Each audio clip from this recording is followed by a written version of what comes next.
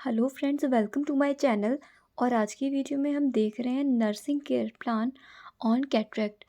Cataract एक eye disorder है और अगर आपको भी आई डिसऑर्डर पे कोई टॉपिक बनाने के लिए कहा है तो आप कैटरेक्ट पे बना सकते हो।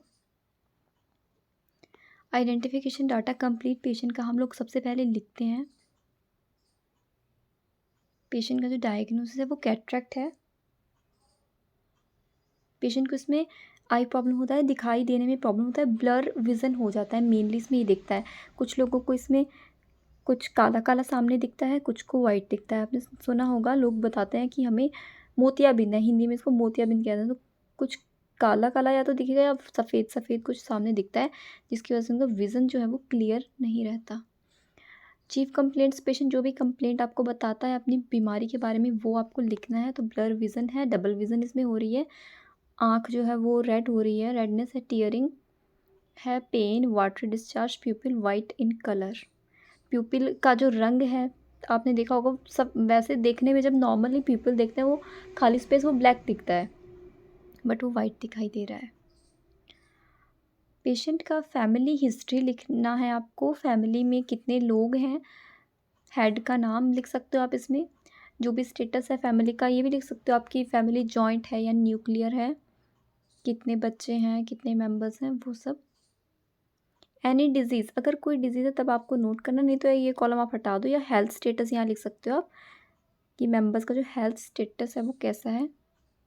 तो यहाँ तो हमारा पेशेंट ही है, जो ये लिखा हुआ है ये पेशेंट का नाम ही है।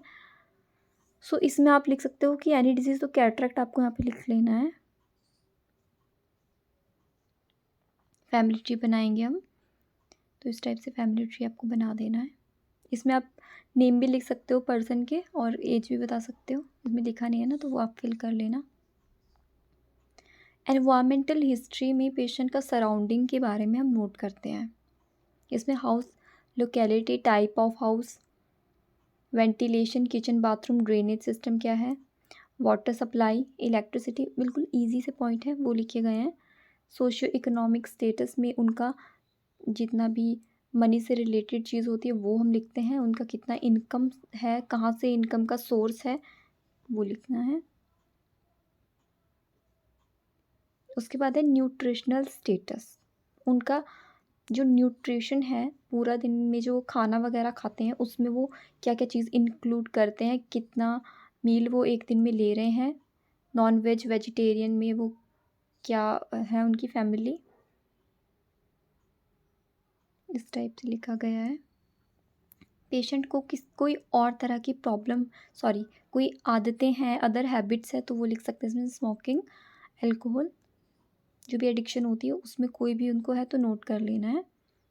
इलनेस की हिस्ट्री हम बताएंगे, पास्ट में कोई प्रॉब्लम उनको है तो वो भी आपको लिखना है। कुछ सर्जरी हुई है वो भी नोट कर सकते हो इसमें आप। इसमें डायबिटीज़ मेलाइटिस बताया गया है।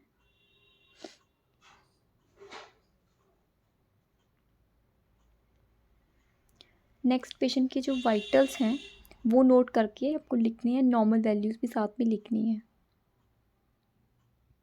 यहाँ पे आप पेशेंट का चेक करके नॉर्मल है या फिर टैकीकार्डिया है, ब्रेडिकार्डिया है, पूरा आप लिख सकते हो। यहाँ तो नॉर्मल ही है तो इस जगह नॉर्मल आ जाएगा।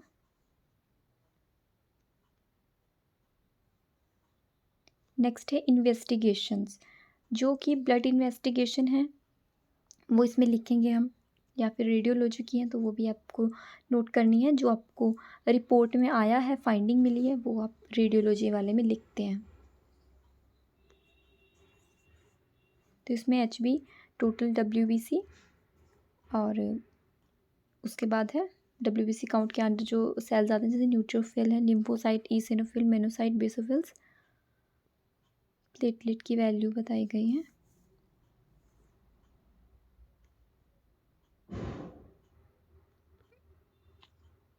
आईओपी प्रेशर, कई जगह आईओपी 10 to 20 दिखेगा आपको, कई जगह आपको 10 से 20 mm ऑफ एच में आएगा। तो इतना आया है तो काफ़ी ज़्यादा बड़ा है। आप सोच सकते हो 25 से ज़्यादा, 30 से भी ऊपर चला गया है, तो ये इंक्रीज़ है। ग्लूकोमा में भी जो इंट्राओकुलर प्रेशर है और वो बढ़ जाता है। मेडिकेशन चार्ट बताया गया है इसके अंदर, पेशेंट को जो मेडिकेशन दी गई हैं वो लिखी गई हैं। ये एक आई ड्रॉप भी है और मेडिसिन भी होती है।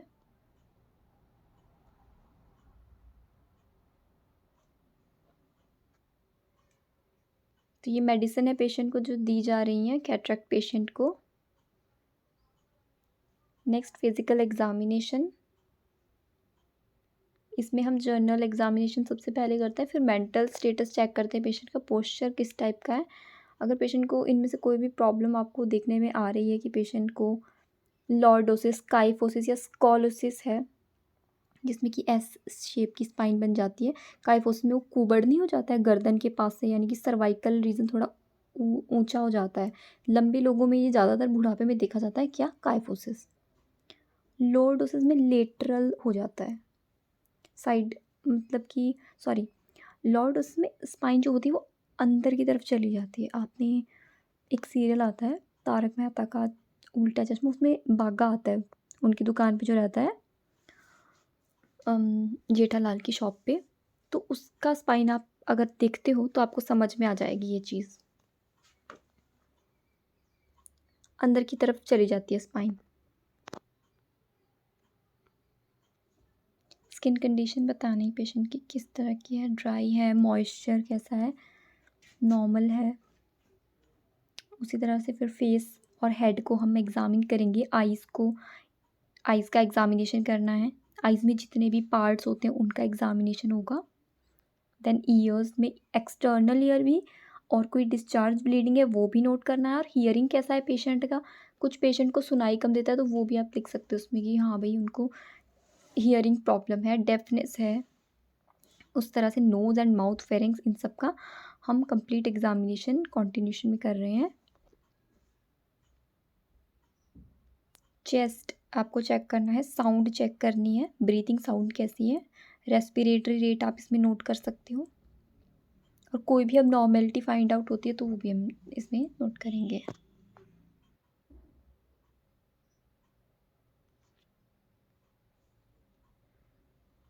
यहाँ पर वापस से ड्रग्स लिखी गई हैं और उनका कंप्लीट डिटेल लिखी गई है कि ड्रग्स का जो एक्शन है, इंडिकेशन, कॉन्ट्राइंडिकेशन, साइड इफ़ेक्ट और जो रिस्पॉन्सिबिलिटी है नर्सिंग वो।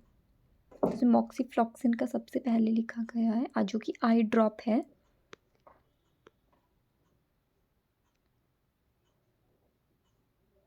नेक्स्ट हमारी जो ड्रग है वो है साइक्लोपेंटोलेट। तो उसका भी एक्सप्लेनेशन यहाँ पे दिया गया है, अच्छे से बनाया गया है, तो आप इसको यहाँ से नोट कर सकते हो। नहीं तो अगर आपने मेडिकेशन चार्ट एक बना लिया है तो ये करने की ज़रूरत नहीं है वैसे तो, बट इसमें बनाया गया है तो मैंने सोचा इसको भी शेयर कर देते हैं, अच्छे से बनाया है।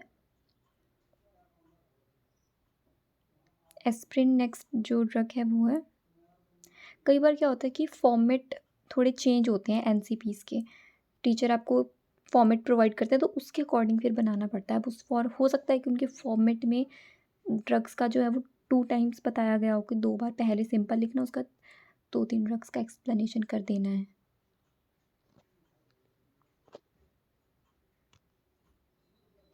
नेक्स्ट अब डायग्नोसिस आ जाते हैं हमारे, मेन चीज़ जो होती है। तो इसमें आपको एनलिस्ट कर लेने हैं डायग्नोसिस। पहला है डिस्टर्ब सेंसरी परसेप्शन, क्योंकि क्या है कि दिखने में प्रॉब्लम हो रहा है, मेन प्रॉब्लम दिखने का है, तो वो डिस्टर्ब हो रहा है। तो डिजीज़ कंडीशन की वजह से ये हो रहा है, related to disease condition.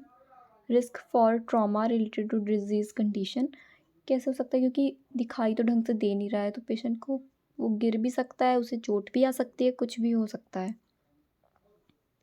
Post operative diagnosis बताए गए हैं। इसमें क्या है, acute pain secondary to advance cataract related to trauma in post operative site. Next है रिस्क फॉर इन्फेक्शन, ये भी हो सकता है पोस्ट ऑपरेटिव का है, क्योंकि सर्जरी के बाद का है, तो सर्जरी हो गई है, अब पेशेंट को दर्द भी होगा, उसके बाद इन्फेक्शन का भी खतरा बन सकता है। ज़रूरी नहीं कि इन्फेक्शन हो ही, लेकिन वो डायग्नोस आपको बनाना पड़ता है। इन्फेक्शन हो सकता है। एक बन गया नॉलेज डेफिसिट का, ये तो आप सिंपली लिख सकते हो, ऐसा नहीं है इसमें कि प्री ऑपरेटिव है या पोस्ट ऑपरेटिव है, ये आप नॉर्मल लिख सकते हो, ऊपर भी इसको ऐड कर सकते हो आप।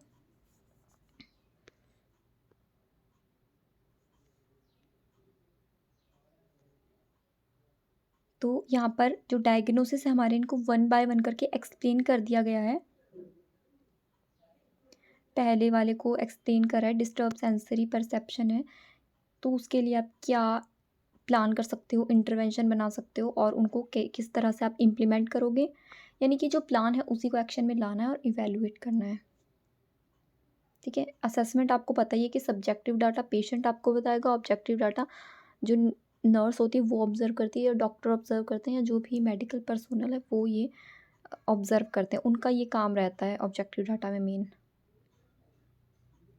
नेक्स्ट डायग्नोस हमारा रिस्क फॉर ट्रॉमा का है, तो उसे भी हमने अच्छे से एक्सप्लेन किया है, काफ़ी सही डायग्नोस एनसीपी अच्छे से बनाया गया है, ये आपके लिए बहुत हेल्पफुल रहने वाला है।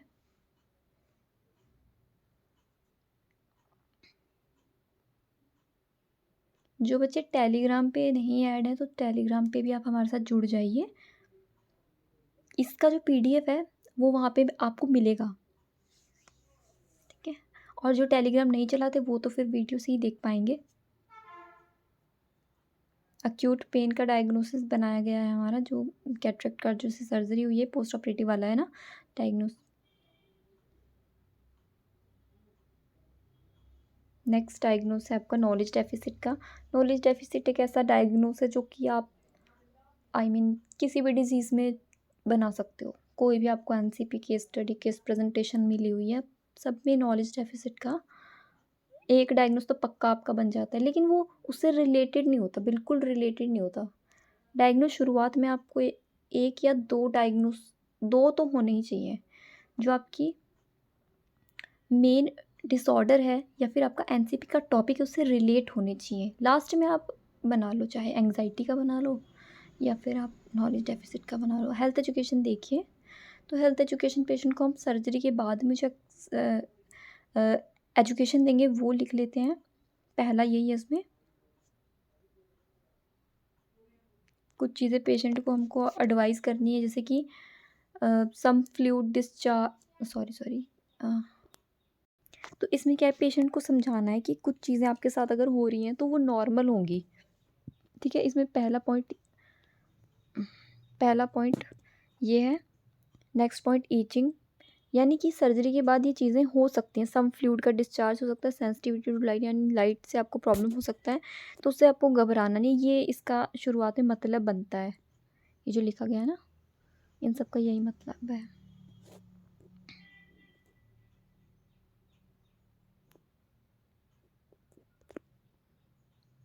नेक्स्ट एजुकेशन है ये, तो इसमें पेशेंट को बताया जा रहा है कि आपको ड्राइव नहीं करना है, कम से कम 2 दिन तक आपको ऐसा नहीं करना है, अपने आराम से घर पे रहो, और ये अल्कोहल वगैरह जो ड्रिंक होता है वो नहीं करनी है, पानी पी लो, ये सब उन्हें एडवाइस करना है। बाकी उन्हें लिफ्टिंग के लिए अवॉइड करना है कि भाई एकदम से नीचे से आप झुक करके सामान मत उठाओ, किसी और को बोल सकते हो आप इसके लिए, ऐसा उनको समझा देना है, क्योंकि उससे क्या होगा, प्रेशर थोड़ा बढ़ेगा, बिकॉज सर्जरी हुई है पेशेंट की। रिलैक्स रहना है 24 आवर्स के लिए, जो सर्जरी के बाद है टीवी वगैरह नहीं देखना है, और ये चीज़ें अवॉइड करनी है, रीडिंग, टीवी, ताकि आंखों पे किसी तरह का भी स्ट्रेन ना पड़े। आई को किस तरह प्रोटेक्ट करना है तो वो आप बता सकते हो उन्हें। आँखों पे काला चश्मा ज़्यादातर बोलते हैं पहनने के लिए, आपने देखा होगा, पहले तो आँख को ढक देते थे हरी हरी सी पट्टी से, पर आजकल तो शुरू में तो वो करते ही हैं जब ऑपरेशन होता है, लेकिन उसके बाद काला चश्मा पहनने को दे देते हैं। आँखों को रब नहीं करना, प्रेस नहीं करना है। जो sleep sleep on your back side पे स्लीप करना है, और ज़्यादातर कहते हैं कि जिस साइड का ऑपरेशन हुआ हो उस तरफ को नहीं सोने को कहते हैं। ये कुछ इंस्ट्रक्शन होती है जो आँख के ऑपरेशन के बाद बताई जाती हैं। बाकी तो मेडिसिन प्रॉपर लेनी है, ध्यान रखना है, ये सब नॉर्मल चीज़ें तो आपको बतानी है अपने पेशेंट को।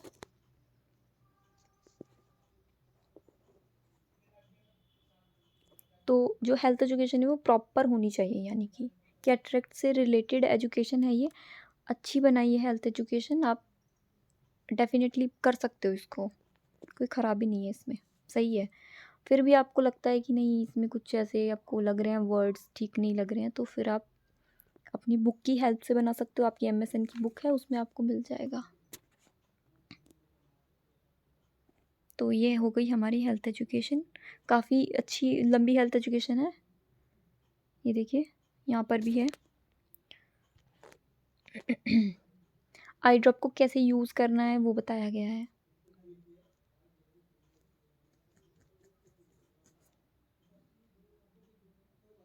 आई ड्रॉप को भी यूज़ करना का ना तरीके होते हैं। जैसे दवाई जब डालते हैं तो उसमें क्या होता है, दवाई आपने डाल दी, आप बंद करके बैठ गया पेशेंट। कई बार 2 आई ड्रॉप होती है तो उसमें 5 मिनट का गैप तो होना चाहिए, 5 या 7 मिनट का गैप रखना पड़ता है, क्योंकि वो अंदर ऑब्ज़ॉर्व होगी, उस वो अपना एक्शन करेगी, तो उसमें 5 मिनट तक लगते ही हैं। आप साथ-साथ दूसरी दवाई डालोगे तो फिर कोई फ़ायदा नहीं है, वो दोनों मिक्स हो जाएँगी, अपना-अपना एक्शन वो नहीं कर पाती। ये देखिए टॉपिक को समराइज़ कर लेना है, कैटरेक्ट का टॉपिक था। जो भी इसमें चीज़ें ऐड हुई हैं वो सब लिखा गया है इस तरह से, अच्छे से समराइज़ किया गया है। इस तरह से भी आप कोई भी टॉपिक हो, आपका कैटरेक्ट ही नहीं, इस तरह से आप समरी बना सकते हो कि ये चीज़ें हमारे टॉपिक में आज इंक्लूड हुई हैं। यहाँ पे कंक्लूज़न है। थोड़ा-थोड़ा डिफरेंट होता है समरी और कंक्लूज़न, बट लगते सेम है।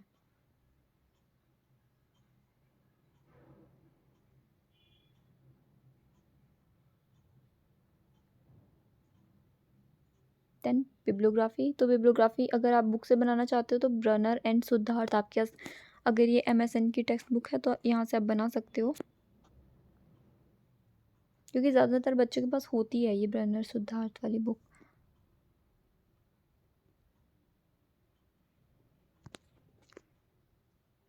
सो फ्रेंड्स, मुझे लगता है कि आपके लिए ये वीडियो हेल्पफुल होगी।